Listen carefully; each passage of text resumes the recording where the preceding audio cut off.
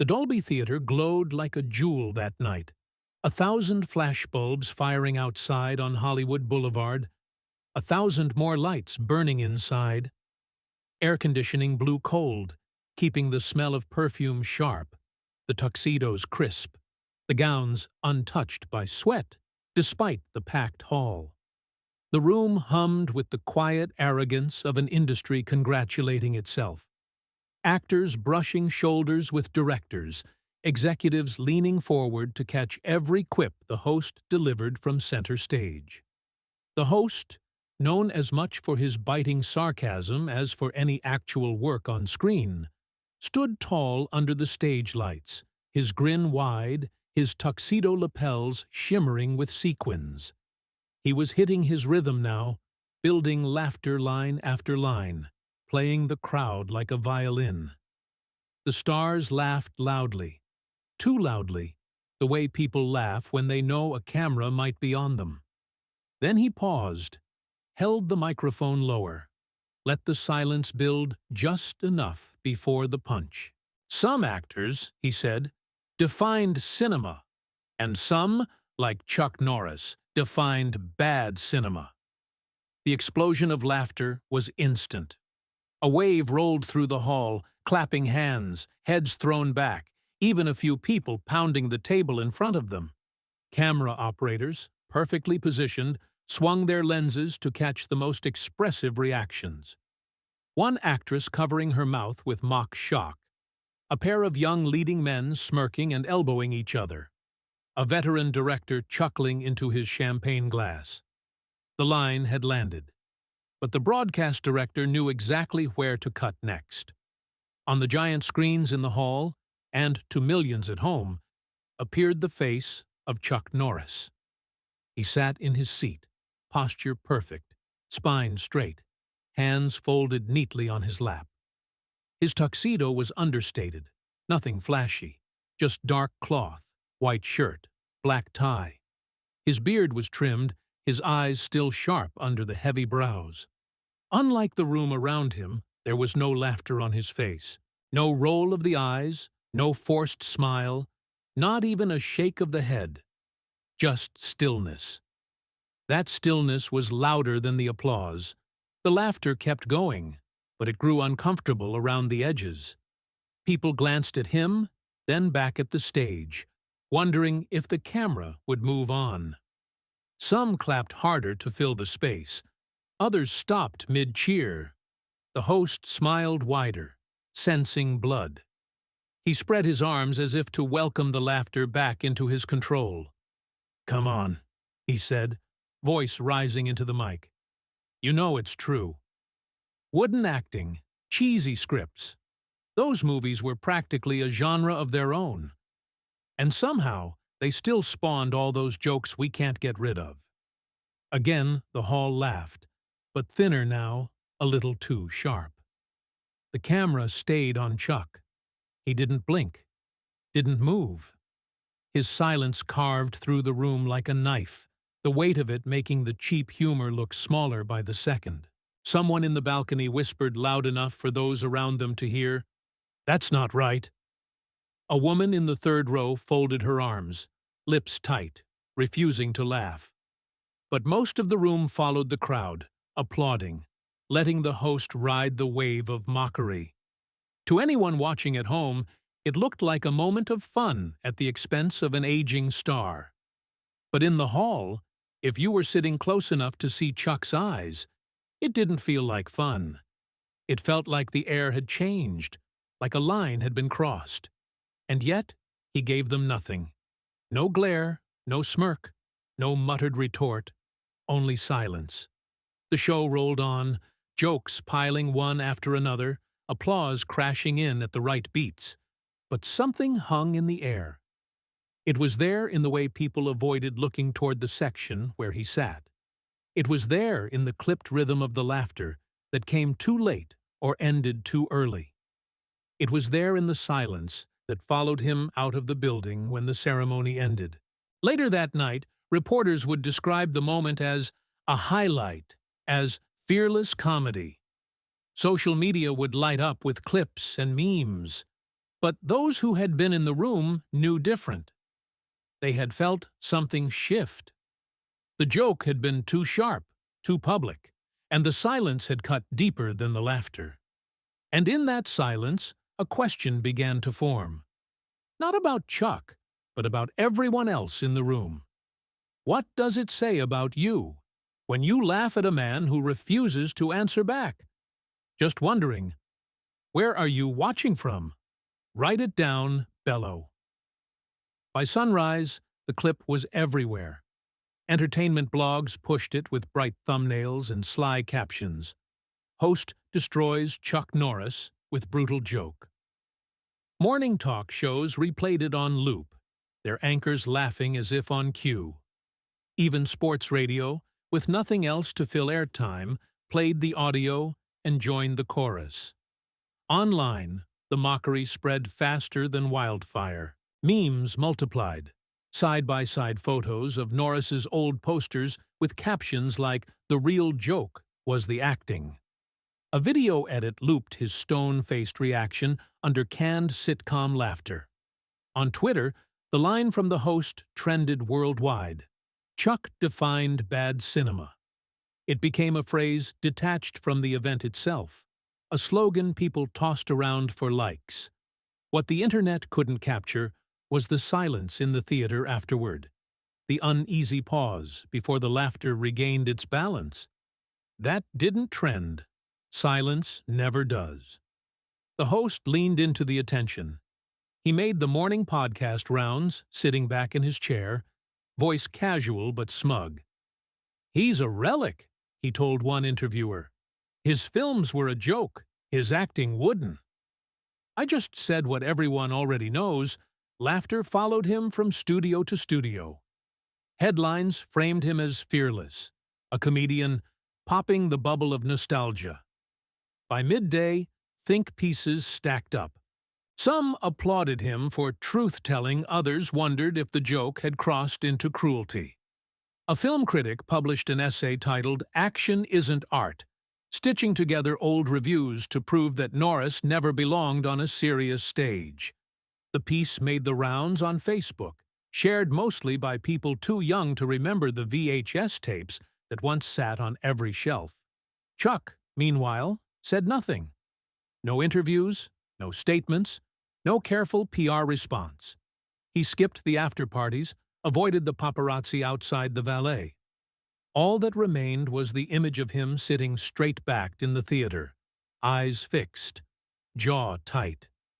The silence wasn't retreat. It was pressure, growing heavier as the noise rose around it. Comment sections grew crueler by the hour. People piled on with cheap jokes, typing what they imagined was wit. The question kept surfacing. Why won't he defend himself? The absence of an answer fed the fire. But away from the trending hashtags, a different note began to surface. A scanned clipping appeared online, yellowed with age. Norris visiting a children's hospital, kids leaning from their beds to touch his hands. The caption read simply, "He showed up when cameras didn't." At first, it passed almost unnoticed. Then a veteran's account shared it. The repost spread, slower than the memes but steadier, like a current beneath the rapids. A local station in Texas aired a call from a listener. The voice was old, cracked, but steady. "Say what you want about his acting. But when my unit came home in '91, that man stood in a gym and shook every hand until the lights went out." It wasn't a defense of art. It was a defense of presence. The clip didn't trend, but those who heard it didn't forget. Meanwhile, the host celebrated. That night he appeared on a late-night show, basking in applause from an audience primed to laugh at anything. "You know what I love?" he told the desk host, grinning. "Telling the truth and watching myths collapse." They replayed the same reaction shot from the awards show, Chuck's unsmiling face, this time with a cartoon drum hit layered over it. The studio crowd laughed on cue, safe in their fenced garden. But in the comment sections below those clips, new voices kept appearing. A Marine veteran posted, "He gave us hope when we had nothing." A woman wrote, "He sat with my brother after a charity event. No press, no cameras, just kindness." Each time, dismissive replies tried to bury them. But the testimonies kept surfacing, stubborn as weeds through concrete. By the end of the week, two realities coexisted. On one side, the endless memes, the talk shows, the think pieces reducing a lifetime to a punchline. On the other, a quieter, smaller current. People who remembered gyms, hospitals, firehouses, and the man who showed up without asking for credit. And still, Chuck said nothing. The host booked another interview. His producers pitched a special segment. Somewhere else, a flyer went up on the bulletin board of a veterans' hall. The paper was plain, the ink fading at the edges, but the words were clear. Community gathering, share your stories. No logos, no sponsors, no hashtags. Just a date, a time, and the promise of something different. The seats filled faster than anyone expected. The jokes kept rolling for days. Talk shows replayed the clip until it became wallpaper, and the internet manufactured new punchlines faster than they could be consumed. The host basked in it, doing interviews where he leaned back, smug, certain he had cemented himself as the week's cultural voice. But not everyone was laughing. The first crack appeared quietly, almost without notice. A post from an account with only a handful of followers, a grainy photograph of a military barracks in Iraq, men in desert fatigues clustered around a boxy television. The caption read, "We used to watch him every night. Don't tell me he was nothing." For hours it sat ignored. Then someone shared it. Then another. Soon it found its way into feeds outside the echo chamber. By the next morning, the language had changed. Veterans, both active duty and retired, began to write. Some were short, blunt comments. He gave us something to believe in when we needed it. Others told stories in detail. About VHS tapes passed from hand to hand in bunkers. About how those movies made men laugh when laughing was rare. About how Norris's characters always stood when everything else fell apart. The tone was not sentimental. It was steel. A local paper in North Carolina published a letter to the editor from a Marine who had served 3 tours. "Critics can debate cinema all they want," it read, "but don't erase what his image meant to us when we were far from home. To call him a joke is to mock the people who held on to that hope." The letter went viral, not as fast as memes, but deeper, landing in places where mockery had never fully taken root. 2 days later, at a small Comic-Con in Texas, where Chuck had quietly agreed to sign autographs, the tension surfaced in person. The line of fans snaked around the hall, children clutching DVDs, fathers holding old posters. Halfway through the session, a group of Marines in uniform stepped forward together. They didn't ask for signatures. They didn't bring memorabilia. They stood at the front of the line and one by one shook his hand. Someone in the crowd captured the moment on a phone. The video spread online, shaky and unedited. No music overlay, no commentary. Just the sight of battle-hardened men thanking a man the internet had declared irrelevant. The silence around the clip was deafening. No one could meme it without looking cruel. At that event, Chuck said little. He smiled faintly, nodded, and went on signing. Cameras caught the way his hand lingered slightly longer when shaking theirs, how his eyes sharpened with something unsaid. The footage only added to the contrast, his quiet against the roar of ridicule. The country began to split. On one side, comedians, critics, and a wave of younger voices who found pleasure in tearing down icons. On the other, people who had lived through wars, through loss, through nights when a grainy VHS kept them tethered to something larger. Cable news couldn't resist. Panels assembled, a critic, a comedian, and a retired colonel, all crammed into boxes on the screen. The critic laughed, dismissing the outrage as misplaced nostalgia. The comedian doubled down, calling Norris a walking meme before memes. But the colonel's voice cut through. Say what you want about art. Say what you want about Hollywood. But don't confuse ridicule with courage. I saw what his image did for my men. You can't measure that. In reviews, clips of his words circulated, giving the narrative a new weight.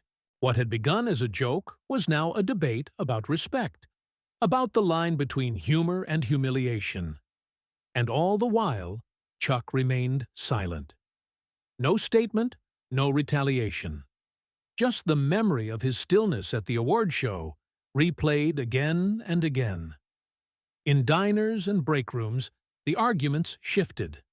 At a truck stop in Nevada, two drivers sat over coffee, one shaking his head. I don't care if he could act. He showed up. That's more than most in a college dorm in Chicago. A group of students watched the viral Marine clip. Half of them laughed. The other half didn't. The room felt colder afterward. The internet, that endless arena, became a battlefield of tone. Sarcasm collided with sincerity, memes with testimony. Hashtags trended in opposite directions. Hashtag bad cinema competing with hashtag respect Chuck. Neither side dominated completely. Both grew louder. By the end of the week, it was no longer about film. It was about symbols, about what a man represents when stripped of polish and reviews. The host had wanted a laugh. He had triggered a fault line. And still, Chuck said nothing. That silence became unbearable for some. Commentators demanded he speak up, fight back, own the narrative. But others began to realize the silence was the answer. He didn't need to spar with words when the world was already doing it for him. At a veterans hall in Oklahoma, a flyer went up for a gathering. Share your stories. Why he mattered. It wasn't official, no sponsors, no cameras invited. But word spread. Chairs filled quickly. More had to be brought in from storage. The men and women who came weren't looking for debate. They were looking for acknowledgement. Outside, a news crew waited, tipped off late. Inside, a crowd spoke in turns, their voices plain, their details sharp. A film watched in a foxhole, a poster pinned to a wall in a barracks, a memory of a handshake that lasted longer than expected. The host still had the microphone on late-night stages. The internet still had its memes. But another crowd had formed, and its silence was no longer passive. It was gathering weight, waiting for the moment when Chuck Norris would finally stand. Not to defend himself, but to remind everyone why he never needed to. By the time a week had passed, the moment had grown into a spectacle all its own. Television panels filled their segments with cheap shots. YouTube personalities uploaded Top 10 Worst Chuck Norris Movie Moments, with thumbnails designed to humiliate. Every new voice tried to outdo the last, piling sarcasm on top of sarcasm, until it stopped sounding like commentary and started sounding like a hunt. On late-night shows, comedians arrived armed with one-liners sharpened in green rooms. His acting was so stiff, one joked, I thought they carved him out of oak. Audiences laughed, but thinner now, as if repeating something already worn down. Still, the jokes kept coming, because cruelty that trends is still currency. Then came another awards show, smaller than the first, but broadcast nationwide. The host, sensing opportunity, glanced down at his cards, smirked, and fired off his line. Even Marines wouldn't watch those films without laughing. The audience reacted predictably at first. Laughter, scattered applause. But it didn't spread the way it should have. Because this time, Marines were in the room. Dressed in dress blues, medals catching the light, they sat in a reserved section halfway back. Cameras turned to catch their reactions, expecting indulgent smiles. What they caught instead was silence, faces set, eyes fixed. The kind of stare soldiers carry when they've seen enough to know what respect means, and when it's being violated. The laughter died in waves, rippling outward as people turned to see what the cameras were already showing. The Marines didn't rise, they didn't shout, they simply didn't laugh. And their stillness was enough to tilt the night off its axis. The host stumbled. He tried to follow with another joke, but his timing faltered, his smile crooked under the weight of the silence. The audience gave him a smattering of chuckles out of habit, but they no longer rang with confidence. Something had changed, and everyone in the room felt it. Clips of that moment hit the internet before the broadcast even ended. A freeze frame of the Marines, unsmiling, played side by side with the host's smirk. The caption wrote itself, "Not everyone's laughing." The image spread across platforms, feeding a current the memes could no longer drown. The next morning, talk shows replayed the footage, commentators stumbling over their own scripts. "You can tell they didn't appreciate the joke," one said too lightly. Another admitted, "The room turned cold. You could feel it." On social media, veterans began to share the clip with their own captions. "Respect isn't optional. That man gave us something when nothing else did." The media storm that had seemed so one-sided suddenly fractured. Some doubled down, insisting comedians had the right to poke fun at outdated heroes. But the replies came fast. "Not when you insult those who carried his image into battle." What had started as a comedian's punchline had grown into something else entirely. A question of honor, of symbols, of what America chooses to laugh at, and what it doesn't. At the center of it all, Chuck Norris remained silent. He hadn't spoken since the first joke, hadn't issued a statement, hadn't posted online. But his absence only made the storm louder, because silence leaves room for everyone else to decide what it means. For the host, it was a disaster, disguised as a punchline. He had gone from trendmaker to lightning rod. The clip of the Marines' faces had more power than any of his words, and he couldn't joke his way out of it. Each time he tried, the echo of that silence grew heavier. For the audience, it was the first time the laughter had truly hurt. They had been complicit once, clapping along, shrugging off cruelty as comedy. But now, with uniforms in the room and eyes that refused to blink, they felt the weight of what they were laughing at. And somewhere in that weight, the tide began to turn. The next move wouldn't come from the host, or the critics, or the comedians trying to squeeze one more joke out of the moment. It would come from the men whose silence had broken the room. The clip of the Marines' faces kept playing long after the show ended. On news channels, on phones in diners, on the big televisions in airport lounges, it was everywhere. The moment of silence, their refusal to laugh, carried more weight than any punchline. It needed no explanation. 3 days later, the explanation arrived anyway. The video opened with no music, no flashy edits, just a plain room, a flag on the wall, and a line of Marines standing shoulder to shoulder. Their uniforms were immaculate, but there was nothing staged about it. One stepped forward, his face serious, his voice measured. "Chuck Norris was more than an actor," he said. "For us, he was a symbol. A reminder that discipline, strength, and honor never die." He stepped back. Another Marine filled the frame. "In faraway places, when the nights were long and the fear was real, we passed his films around because they reminded us of home. They reminded us of what it meant to stand tall. A third spoke, blunt and unsentimental. You don't get to laugh at that. Not if you understand what respect means. The video was barely 3 minutes long. It didn't need to be longer. Within hours, it had been shared tens of thousands of times. Within a day, millions. News anchors introduced it with sober tones. Radio stations played the audio in full. Online, the clip cut through the noise like a blade, direct, unpolished, undeniable. Comment sections filled with stories.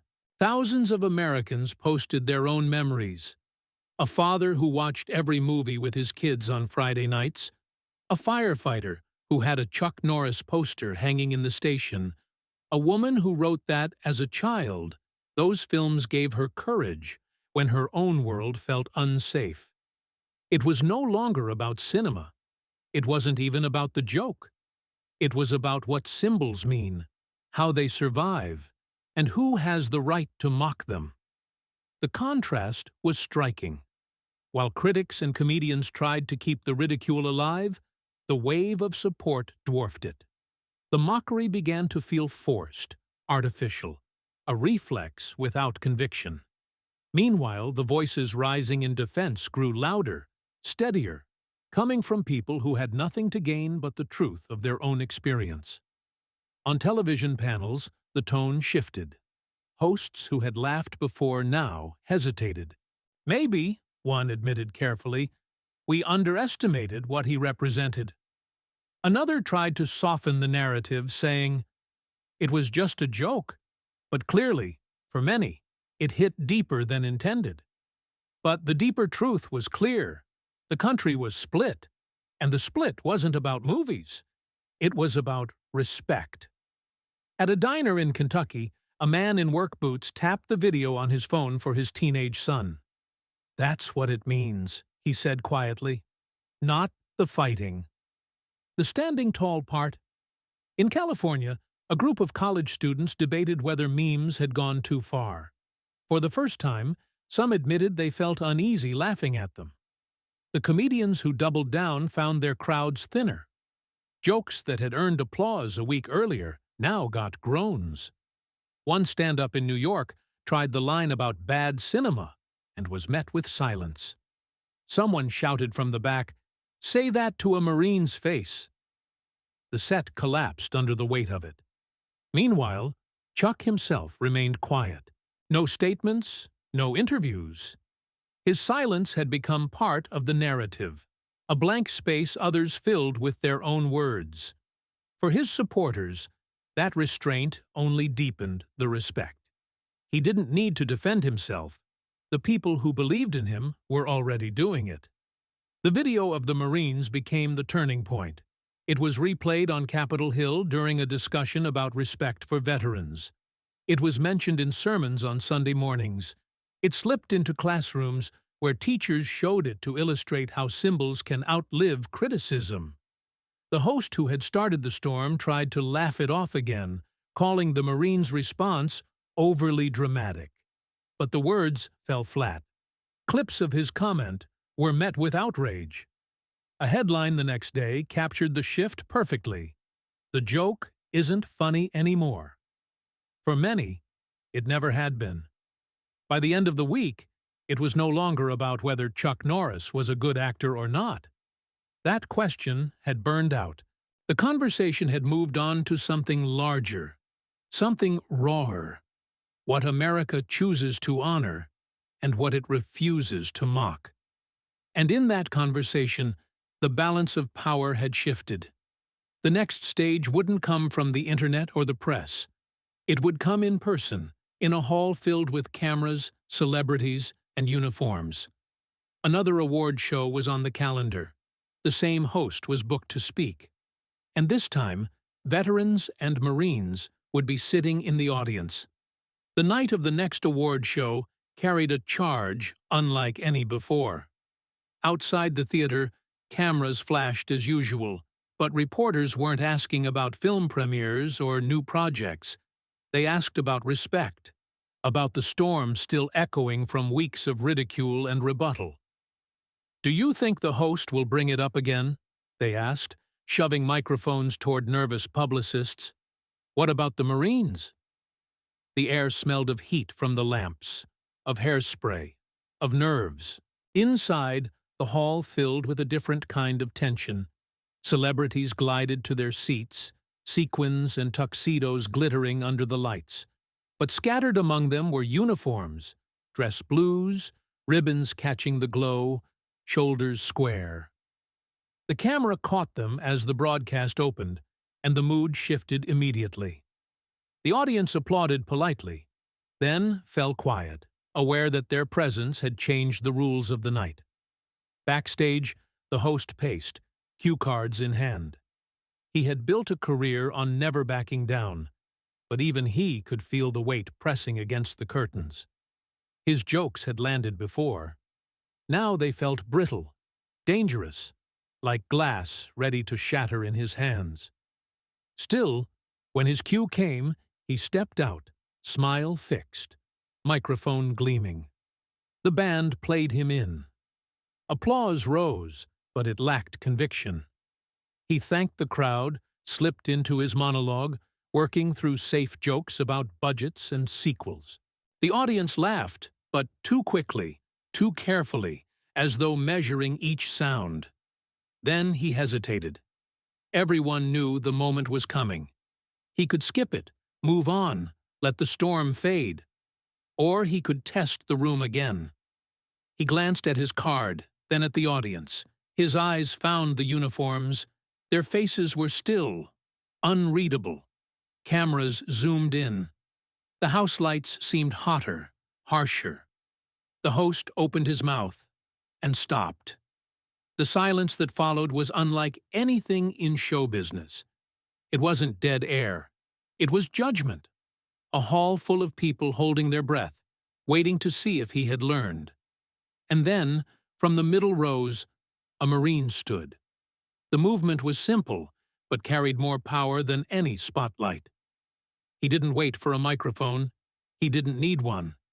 His voice carried clean through the hushed room.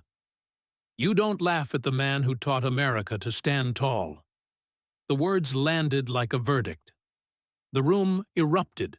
Applause exploded, raw and unscripted, breaking through the careful stagecraft of the night. People rose to their feet, clapping hard, some shouting, some with eyes wet. The cameras caught it all. Actors pounding their hands together.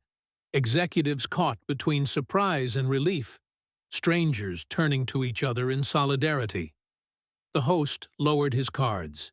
His smile faltered, then fell away entirely. For once, he had no words. The cameras cut instinctively to Chuck. He sat in his seat, posture straight as always, expression steady. For the first time in weeks, something shifted on his face. Not a grin, not a smirk, just the faintest smile, almost private. The kind of smile that belonged less to victory than to peace. He didn't stand. He didn't wave.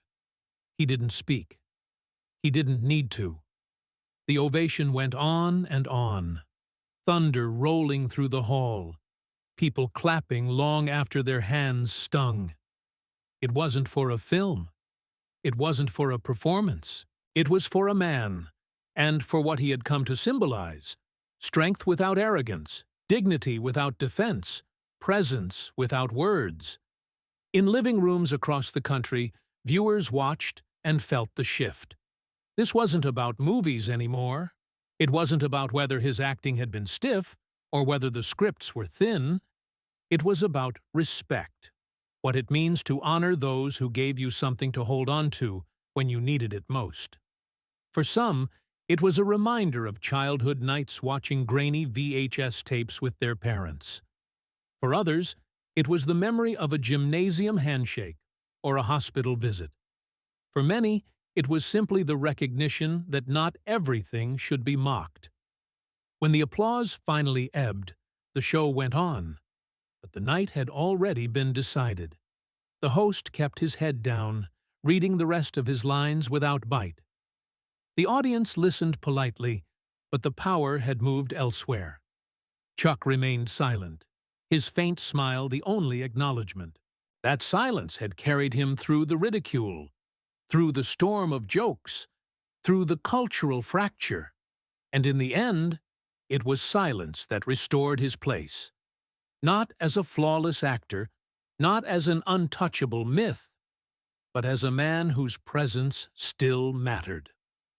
When the broadcast ended, cameras lingered a second longer than usual on Chuck's face, as if unwilling to cut away.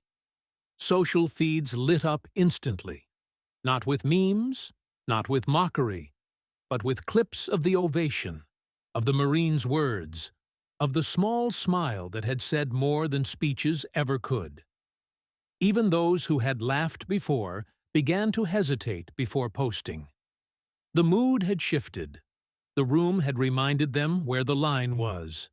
For once, the internet felt late to the story. The night didn't end with a punchline.